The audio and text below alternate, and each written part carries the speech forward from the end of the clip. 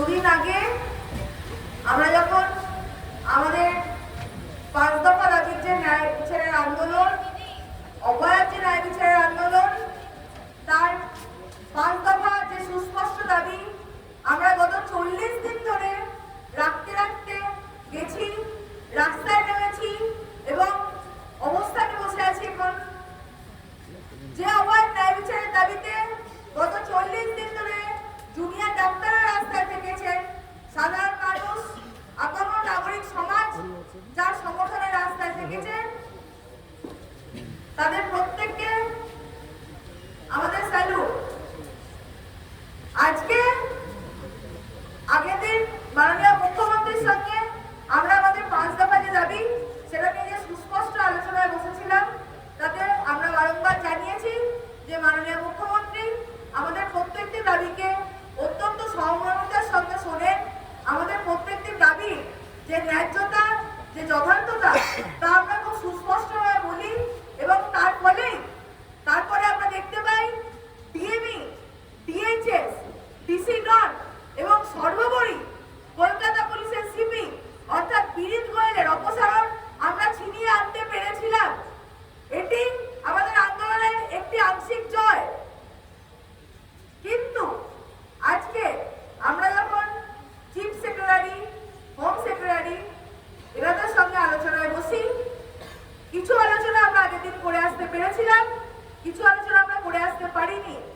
বিশেষত সুরক্ষা এবং নিরাপত্তার প্রশ্নে আমরা প্রথম থেকে যে দাবিগুলিকে খুব স্পষ্টভাবে জানিয়ে এসেছিলাম।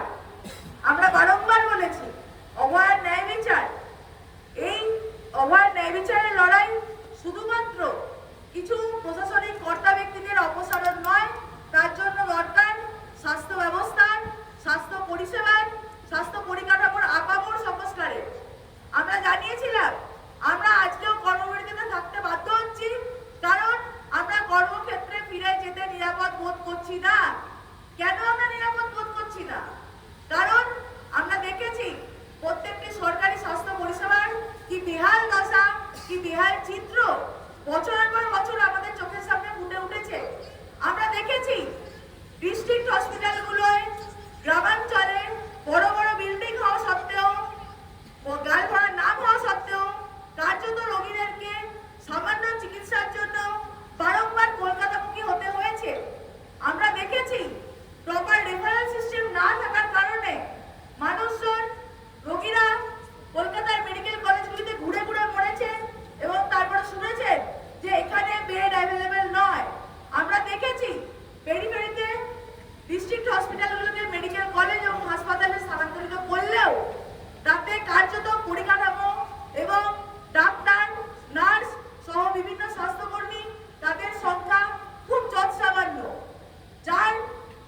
যার কালমিনেশন এসে ঘটেছে এই স্বাস্থ্য পরিষেবার বেহাল দুর্দশাতে।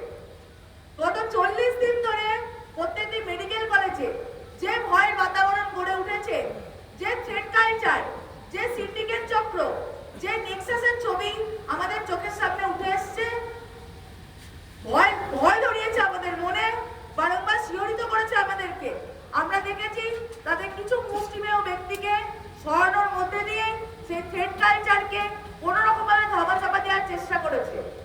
আমরা স্পষ্টত জানিয়েছিলাম এই থ্রেট কালচারকে সমূলে উৎপাদন করার জন্য প্রয়োজন প্রত্যেকটি কলেজে গণতান্ত্রিকভাবে ছাত্রছাত্রী নির্বাচনের, প্রয়োজন প্রত্যেকটি মেডিকেল কলেজ এবং হসপিটালে রেসিডেন্ট ডক্টর অ্যাসোসিয়েশনের গণতান্ত্রিক নির্বাচনের, প্রয়োজন যে কটি ডিসিশন মেকিং বডি আছে, সেটি কলেজ কাউন্সিল হতে পারে, সেটি হোস্টেল কমিটি হতে পারে, সেটি হাউস স্টাফ কাউন্সিলিং হতে পারে, সেটা রোগী কল্যাণ সমিতি হতে পারে, তার গণতান্ত্রিক নির্বাচনের এবং তাতে জুনিয়র ডাক্তার এবং স্টুডেন্টদের প্রতিনিধিত্ব ইনক্লুড করার দাবি আমরা জানিয়েছিলাম।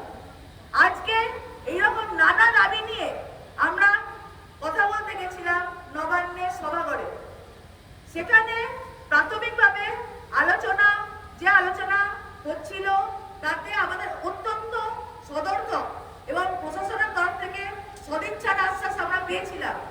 আমরা দেখেছিলাম আমরা স্বাস্থ্য পরিষেবার প্রশ্নে, থ্রেট কালচারের প্রশ্নে, কলেজে কলেজে গণতান্ত্রিক নির্বাচনের প্রশ্নে যে দাবিগুলি রাখছিলাম ছিলেন প্রত্যেকটি পয়েন্টে তারা প্রত্যেকবার জানিয়ে দিচ্ছিলেন এই প্রত্যেকটি দাবিতেই তাদের সঙ্গে আমাদের সম্মতি আছে।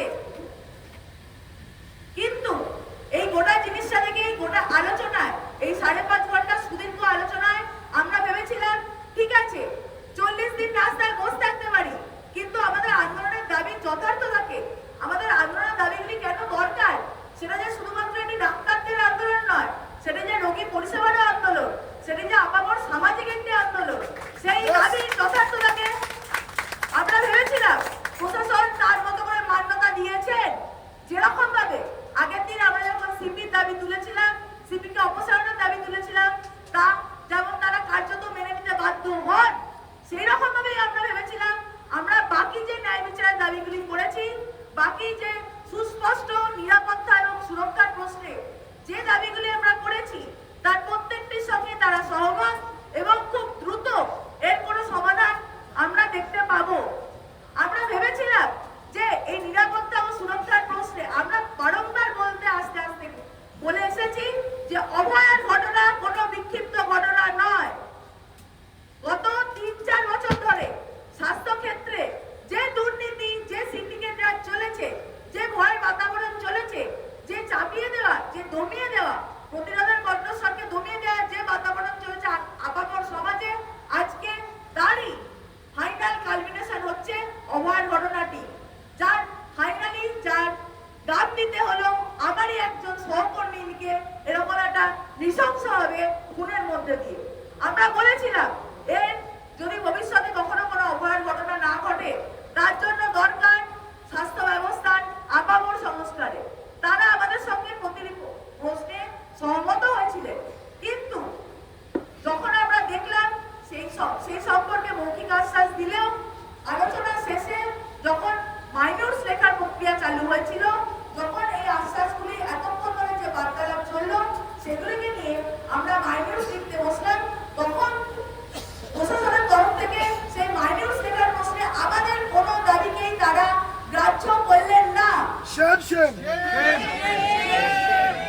শুধুমাত্র কিছু অনকল রুম, কিছু বাথরুম, কিছু রেস্টরুম এই এবং সিসিটিভি এইগুলি বাদ দিয়ে আর বাকি প্রায় কোনো দাবিগুলোকে থ্রেড কালচার প্রশ্নে আমাদের যে সুস্পষ্ট দাবি ছিল, ডিস্ট্রিক্ট হাসপাতালগুলির প্রশ্নে আমাদের যে সুস্পষ্ট বক্তব্য ছিল যে ডিস্ট্রিক্ট হাসপাতালগুলির এখনকার কি অবস্থা তার স্ট্যাটাস রিপোর্ট বার করতে এবং যথাসম্ভব উন্নতির জন্য তার প্রয়াস নিতে।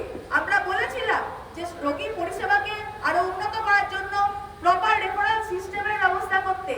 আমরা বলেছিলাম প্রত্যেকটি জায়গায় রিক্রুটমেন্ট করতে, স্বাস্থ্যকর্মী সেটা জিডিএ হতে পারেন, সেটা নার্সিং স্টাফ হতে পারেন, সেটা শিক্ষক হতে পারেন, সেটা ডাক্তার হতে পারেন, তাদের রিক্রুটমেন্টে। কিন্তু আমরা দেখেছিলাম, আমরা বলেছিলাম যে গণতান্ত্রিকভাবে স্টুডেন্ট ইউনিয়ন এবং আরডি ইলেকশন করে ভয়ের বাতাবরণকে দূর করতে। আমরা বলেছিলাম ডাব্লিউবিএমসি নির্বাচন, ডাব্লিউবিএমসি যে ভয়ঙ্কর ঘটনা, যে ভয়ঙ্কর ন্যাক্কারজনক উচ্চ পদে আসীন যে কর্তা ব্যক্তিরা যারা যারা সরাসরি এই দুর্নীতি চক্রে জড়িত, তার ডাব্লিউবিএমসির যে অস্বচ্ছ রূপ আমাদের চোখের সামনে ধরে তোলে, সেই জায়গা থেকে পুনর্নির্বাচনের দাবি আমরা জানিয়েছিলাম। কিন্তু কার্যত আমরা দেখলাম যে মাইনরস লেখার প্রশ্নে যখন আমরা একটা লিখিতভাবে একটা এগ্রিমেন্টের জায়গায় পৌঁছচ্ছি, তখন তারা আমাদের কোনো দাবিকে সেই লিখিত জায়গায় নিয়ে যেতে রাজি হলেন না। উল্টো দিকে ওনারা কি বললেন? উল্টো দিকে ওনারা বললেন যে ঠিক আছে, তোমরা যারা দাবি জানাচ্ছ তা আমরা মৌখিকভাবে মেনে নিচ্ছি, মৌখিকভাবে মেনে নিলেও আমরা তার লিখিত এক্ষুনি দিতে পারবো না, এগুলিকে প্রশাসনিক স্তরে নামাতে কিছুটি সময় লাগে, আমরা তোমরা কালকে সকালে তোমাদের দাবিগুলিকে মেল করো, আমরা তারপরে যেগুলি সম্পর্কে সম্ভব সেগুলি সম্পর্কে শুধু ডাইরেক্টিভ বার করবো। আমরা সেই জায়গা থেকে বারংবার অনুরোধ করতে থাকি যে এর আগেও আমরা যখন মাননীয় মুখ্যমন্ত্রীর সঙ্গে আলোচনায় বসেছিলাম, যে পয়েন্টগুলিতে আমরা সহমত হয়েছিলাম, যে পয়েন্টগুলিতে আমরা সহমত হইনি, তা প্রত্যেকটি আমরা মাইনরসে সঠিকভাবে নথিবদ্ধ করতে পেরেছিলাম, নথিবদ্ধ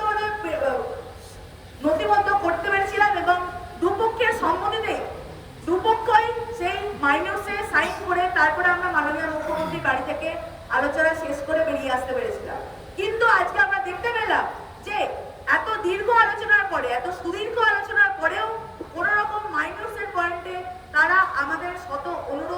বিনোদ কিছুই শুনতে রাজি হলেন না।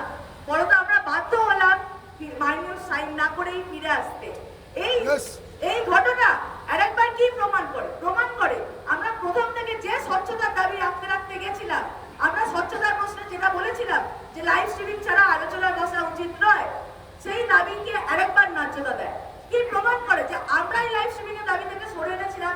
আমরা বলেছিলাম বোথ সাইডের ভিডিও রেকর্ডিং করলে আমরা যেতে রাজি আছি।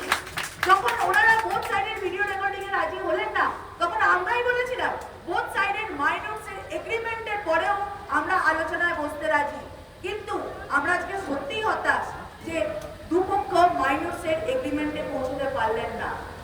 আমরা এটাকে একরকম ভাবে আগের দিন মাননীয় মুখ্যমন্ত্রীর সঙ্গে আলোচনায় বসে আমরা যে সতর্ক ভূমিকা দেখেছিলাম, যে সদিচ্ছার আশ্বাস পেয়েছিলাম, আমরা সত্যি ভেবেছিলাম 40 দিনের আন্দোলনে আমরা একরকম ভাবে আমাদের অনুরোধগুলো, আমাদের দাবিগুলি প্রশাসনের কাছে পৌঁছে দিতে পেরেছিলাম।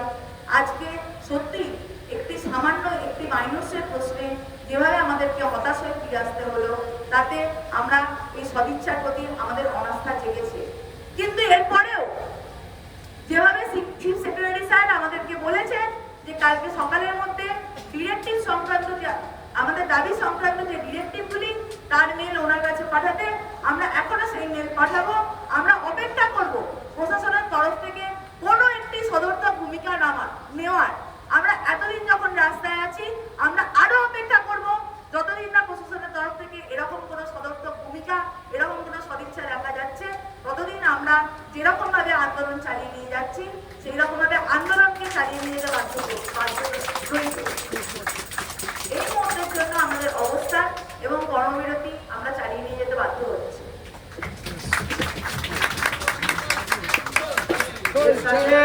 কয়েকটা জিনিস আরো বলে নেওয়া প্রয়োজন। আজকে আমরা নিজেরাই মেল করেছিলাম আজকে যে এই বসার ভিত্তিতে যাতে একটা আমরা তো কাজে ফিরতে চাই, আমরা তো বারবার বলছি আমরা খুব আশা নিয়ে আজকে গিয়েছিলাম যে একটা অত্যন্ত ইতিবাচক সদর্থক আলোচনা হবে এবং আমরা একটা হয়তো বা কাজে ফেরার একটা পরিবেশ তৈরি হবে। ডিরেক্টিভ আমরা জানি যে গভর্নমেন্ট অর্ডার একদিনে আসে না, 2-3 দিন সময় লাগে। অন্তত দুপক্ষের সাইন করা একটা মিনিটস আমরা পাবো, যেরকমটা আগের মিটিংয়ে হতে পেরেছিল, মাননীয় মুখ্যমন্ত্রীর সাথে হতে পেরেছিল, সেটাতে এগ্রিমেন্টও লেখা থাকবে, যে পয়েন্টে ডিসএগ্রিমেন্ট সেটাও লেখা থাকবে, অন্তত কি বিষয়ে আলোচনা হয়েছে সেটা অন্তত থাকবে। কিন্তু সেটুকু কিন্তু আমরা দেখতে পেলাম। যেমন প্রিন্সিপাল হেলথ সেক্রেটারি প্রশ্নে আমরা আগের দিনের মতো আজকেও বলেছিলাম, সেক্ষেত্রে তারা তাদের অপারগতার কথা জানিয়েছিলেন। আমরা বলেছিলাম যে ঠিক আছে সেটুকু থাক, যে আমরা দাবি জানিয়েছি কিন্তু আপনারা অপারগ। বাকি প্রত্যেকটা প্রশ্নে, রোগী পরিষেবার প্রশ্নে, সুরক্ষার প্রশ্নে, সিসিটিভির প্রশ্নে, আইসিসির প্রশ্নে, এদিকে থ্রেড কালচারের প্রশ্নে দুপক্ষেরই সাইন থাকবে। এই গোড়াটাই এরকম একটা সুষ্ঠুভাবে হবে এটা আমরা আশা করেছিলাম। কিন্তু দেখা গেল কি যে সেটাকে দুপক্ষের সাইন করা এরকম কোনো জিনিস আমরা বের করে আনতে পারলাম না। কিন্তু তারপরেও আমরা আশাবাদী, আমরা এই যে মেল পাঠাতে বলা হয়েছে আমাদের তরফ থেকে কি ফর্মুলেশন, কি ডিরেক্টিভ আমরা চাইছি, আমরা 5 ঘন্টা মিটিংয়ের পর এমন মনে হলো যে হয়তো বা ওই মেলটা আমরা এখানে বসে পাঠিয়ে দিলেই যেন কিছু একটা সমাধান হলো। 5.5 ঘন্টা ধরে যে এত আলোচনা হলো, সেটা একটাভাবে যে ইতিবাচক আলোচনার দিকে আমরা এগোচ্ছিলাম, সেটা একটাভাবে একটা হতাশার জায়গায় তৈরি হলো। তারপরেও আমরা মেল পাঠাবো এবং আমরা আশা করবো যে প্রিন্সিপাল সেক্রেটারি বলেছেন যে কালকে সকালে চিফ সেক্রেটারি বলেছেন যে কালকে সকাল দুপুরের মধ্যেই কিছু ডিরেক্টিভ আমাদের দাবি মেনে আসতে চলেছে বা আসবেন, এরকম মৌখিক যে আসা, যদিও যদি মিনিটসে সেটা লেখেননি বলে আজকে ব্যাপারটা হলো না। তো সেটা দেখা যাক, সেটার জন্য আমরা অপেক্ষা করছি, অবস্থান মঞ্চেই অপেক্ষা করছি, কর্মবিরতিতে অপেক্ষা করছি। কিন্তু তার সাথে আরও দুটো কর্মসূচির কথা আমরা জানিয়ে দিতে চাই। আগামীকাল আমাদের সিনিয়র ডাক্তারদের বিভিন্ন সংগঠন, আমরা এই থ্রেড কালচারের কথা বলছিলাম, তার সাথে ওতপ্রোতভাবে West Bengal medical council WBMC তার উপরে বসে থাকা কিছু মাথা, এই দুষ্টচক্রের মাথা আমরা সবাই জানি, একদমই জেনে গেছি দুর্নীতির মাথা। তো সেজন্য WBMC একটা অভিযানের তারা ডাক দিয়েছেন। তো সেক্ষেত্রে আমাদেরও একটা টিম সেখানে গিয়ে তাদের সাথে জয়েন করবে এবং নাকি আমাদের কথাটা সত্যি তাদের সাথেও একসাথে জড়িত হবে, এটা আমরা চাই। এবং দ্বিতীয় কথা, খুব ইম্পর্টেন্ট কথা, যে আজকে আমরা জানি যে গোটা পশ্চিমবঙ্গে একটা বন্যা পরিস্থিতি কিন্তু তৈরি হয়েছে। বন্যাদুর্গত এলাকার সংখ্যা বাড়ছে, বহু বাঁধ ছেড়ে হাজার কিউসেক জল ছাড়া হচ্ছে, অত্যন্ত খারাপ পরিস্থিতি। তো সেই জায়গা থেকে আমরা WBJDF এর পক্ষ থেকে এই প্রত্যেকটি যে যে বন্যা দুর্গত এলাকা, সেই এলাকায় আমরা যে এখানে অবস্থান করছিলাম, আমাদের কাছে বহু মানুষ বহু সাহায্য করছিলেন। তার বহু কিছু অনেক এক্সেসও হয়ে গিয়েছিল বা বহু জিনিস এখনো জমে রয়েছে, সেই গোটাটা সহ আরও আমরা আবেদন জানাবো বাকি লোকেরা আমাদের যে দিন সেটা সহ আমরা এই বন্যা দুর্গত এলাকায় আমরা ত্রাণ শিবির করতে চাই এবং সেখানে আমরা অভয়া ক্লিনিক আমাদের যে সহকর্মী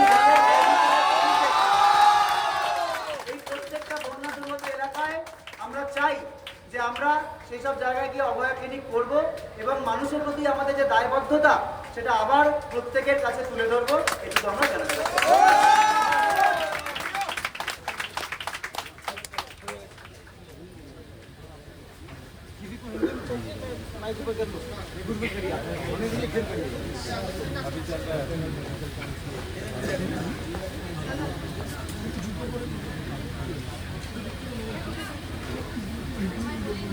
आज हमारे आंदोलन का 40वां दिन। आज जब हम